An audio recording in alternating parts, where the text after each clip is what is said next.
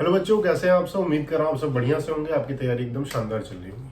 अच्छा बच्चों, ये वीडियो बनाने का जो मेरा मेन कारण है वो ये है कि आजकल मैं देखता हूँ कि जो कुछ बच्चे हैं वो जेई मेन और बोर्ड के बीच में थोड़े परेशान से रहते हैं। मतलब वो थोड़े डायलेमास में रहते हैं। ठीक है कि भाई ये पढ़ें कि वो पढ़ें, ये नहीं करें वो नहीं करें। जैसे हमारी अमूमन समस्या ये होती है कि हम सोचते ज्यादा है, करते कम है। ठीक है, तो सबसे पहले ये चीज मैं आपको बता दूं कि हमें सोचना नहीं है, करना है। ठीक है, पढ़ाई के बारे में सोचना नहीं है, पढ़ाई करनी है। ठीक है, तो जो कंफ्यूजन होता है उसमें मैं आपको बताऊं कि क्या स्ट्रेटेजी लेकर चले। जैसे कि मैं अगर आपको बताऊं कि जो आपका 12th बोर्ड का एग्जाम है, ठीक है, अगर मैं सीबीएसई की बात करूं, ठीक है, तो उसका जो मेन जो आपका, अगर मैं पीसीएम या पीसीबी की बात करूं, तो जो केमिस्ट्री का जो पेपर है, ठीक है, वो 18 मई के बाद है। ठीक है, 18 मई से आपकी मेन एग्जाम मान लीजिए स्टार्ट हो रही है।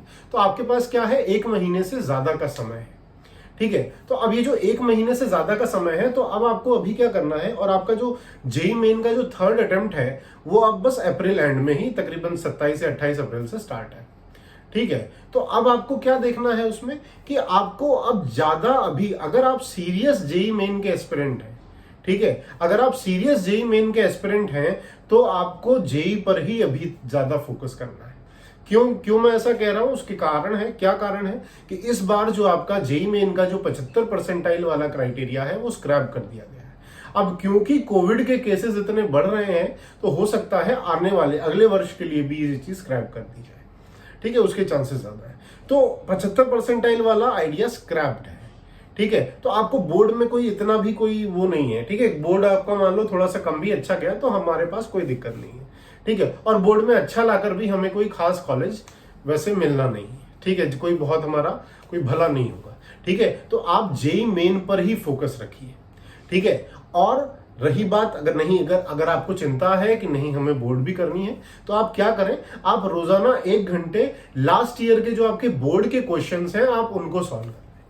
ठीक है, आप क्या करें, लास्ट ईयर के जो बोर्ड के क्वेश्चंस हैं आप उनको सॉल्व कर लें।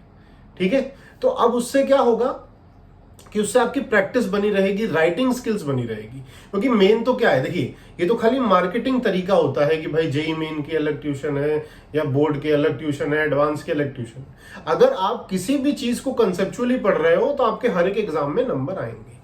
ठीक बात है, तो आपको कंसेप्चुअली चीजों को पढ़ना है ना, ऊपर ऊपर से नहीं पढ़ना है, चीजों को डेप्थ में पढ़ना है, आराम से पढ़ना है।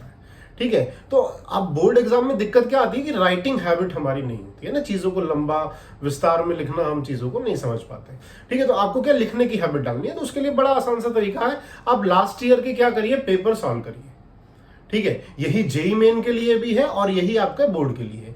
जेई मेन के लिए जो स्ट्रेटेजी है वो मैंने पहले ही वीडियो में आपको बता दी है, लिंक मैं वापस से डिस्क्रिप्शन में डाल दूंगा।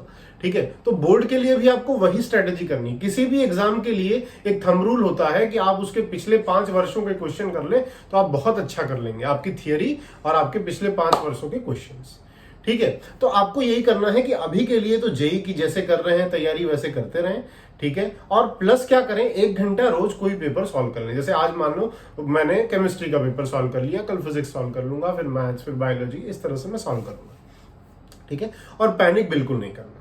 हाँ, अभी जैसे कोविड के केसेस बढ़ रहे हैं तो ये भी एक पॉसिबिलिटी है कि हो सकता है कि हमारी जेई मेन की एग्जाम पोस्टपोन हो जाए, लेकिन ऐसा नहीं है कि भाई नहीं हम पोस्टपोन की तरफ ही देखें, हमें तो खाली पढ़ाई करना है। ठीक है, चाहे जब हो जेई मेन, हमें तैयार रहना है। ठीक है बच्चों, इसलिए सोचिए कम और उसको करिए ज्यादा, पढ़िए ज्यादा। ठीक है, और अभी मेन मौका है, आपको एकदम अपने जीवन का जो महत्वपूर्ण टाइम है वो यही है। आपको अपने आप को एकदम से झोंक देना है। ठीक है, 10 घंटे पढ़ाई करो, 12 घंटे पढ़ाई करो, कोई दिक्कत नहीं, जब बस अभी का ये टाइम है आपके पास। ठीक है बच्चों, चलिए पढ़िए, मस्त रहिए, ऑल द बेस्ट।